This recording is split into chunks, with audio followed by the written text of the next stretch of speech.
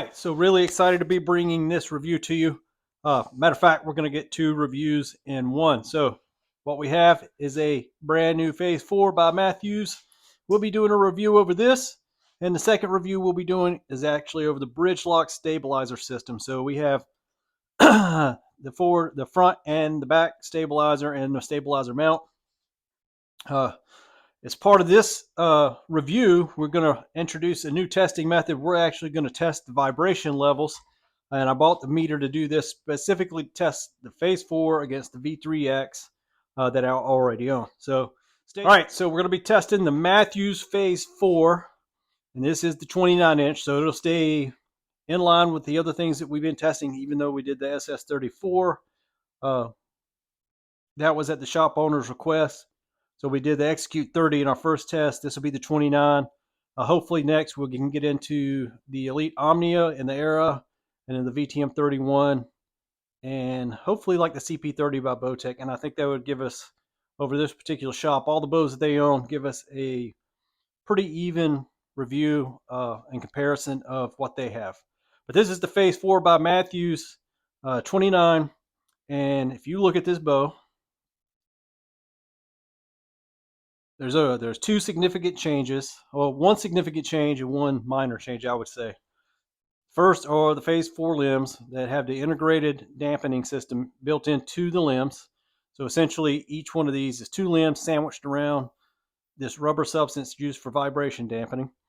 And the other change is the in-lock stabilizer system. So other than that, it's a VTX3.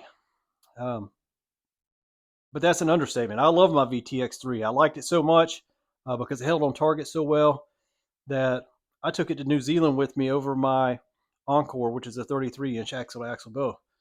But other than that, they did redesign the limb pockets for these just slightly. Looks like they did a little bit more machining.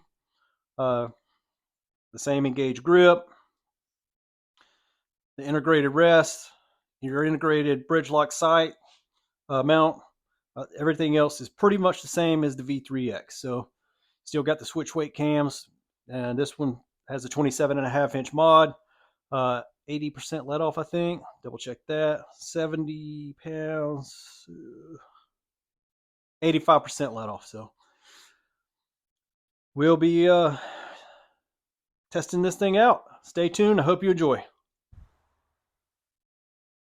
All right, so here we go. Side-by-side comparison. Phase 4 V3X.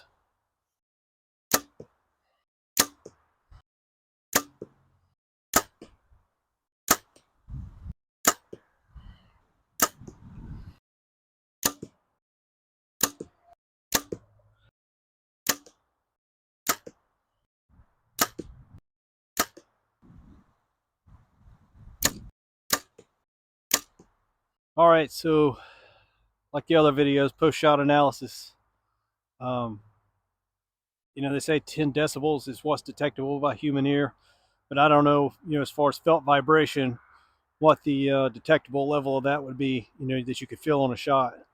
I will say that I do, you can feel just a little bit of vibration in my V3X as compared to the Phase 4. Sound-wise, I can't tell a difference, but, if it was 5 or 6 decibels, which we will find out later, because we're going to take the decibel meter inside, along with, once we get the vibe meter and the chronograph, we'll go back to the shop and test it. But back to normal analysis. So the draw on it, just like the V3X, it's the same exact cams, mods, everything.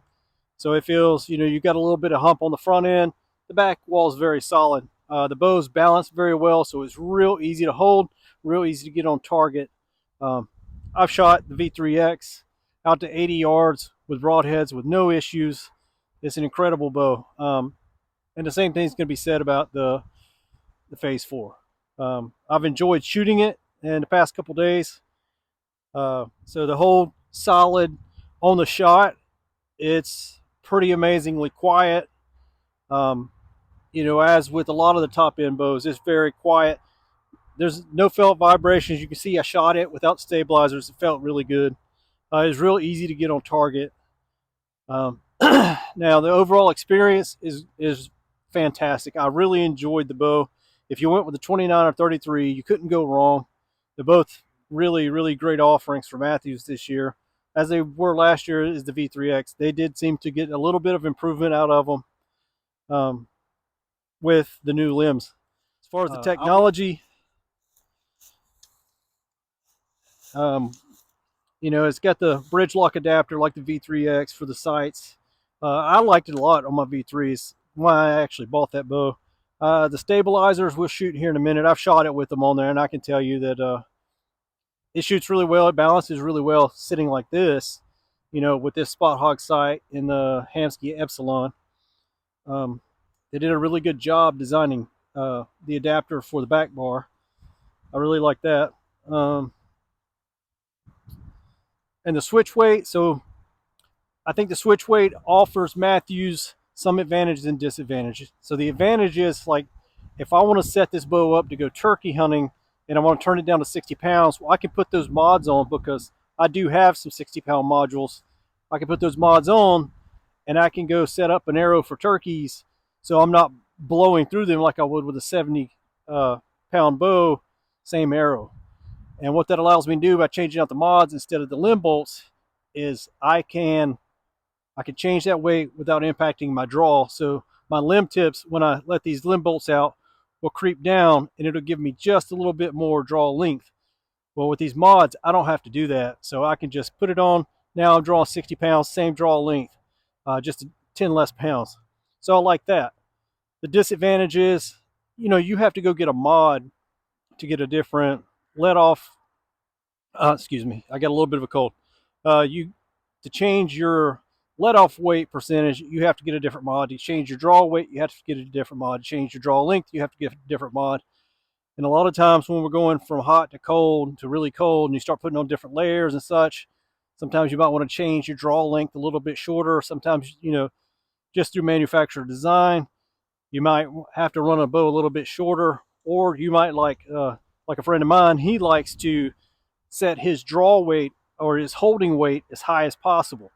You can't do that with these, whereas you could with an Elite or a Bowtech or anyone else, any of the other companies that you can adjust their let off. So kind of a weakness and strength of these switch cams, but I really like them. I've been very pleased with that V3X. If you check out my other videos, I have a fallow buck that I killed 37 yards in New Zealand with it, and man, the bow performed flawlessly. But you know, once again, I got to say thanks to Ryan and Cody at Eastern Outfitters. If you're in Richlands or anywhere in Eastern North Carolina and you need a bow, it's the best bow shop in our area. Ryan and Cody at Eastern Outfitters, thank you so much for donating these bows for my test and all your technical expertise and advice. All right.